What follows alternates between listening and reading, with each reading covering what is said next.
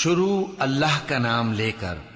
جو بڑا مہربان نہایت رحم والا ہے۔ سورج کی قسم اور اس کی دھوپ کی،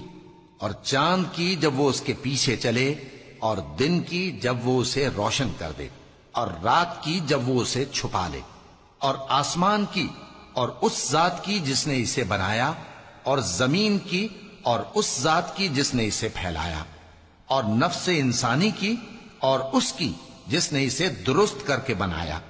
پھر اس کو بدکاری سے بچنے اور پرہیزگار بننے کی سمجھ دی کہ جس نے اپنے نفس کو پاک رکھا وہ مراد کو پہنچا، اور جس نے اسے خاک میں ملایا وہ نامراد رہا۔ قوم سمود نے اپنی سرکشی کے سبب پیغمبر کو جھٹلایا۔ جب ان میں سے ایک نہایت بدبخت اٹھا تو اللہ کے پیغمبر صالح نے ان سے کہا کہ اللہ کی اونٹنی اور اس کے پانی پینے کی باری سے خبردار رہو، مگر انہوں نے پیغمبر کو جھٹلایا۔ پھر اونٹنی کو مار ڈالا تو ان کے رب نے ان کے گناہ کے سبب ان کو نیست و نابود کر دیا، پھر سب کو برابر کر دیا، اور اللہ کو ان کے بدلہ لینے کا کچھ بھی ڈر نہیں۔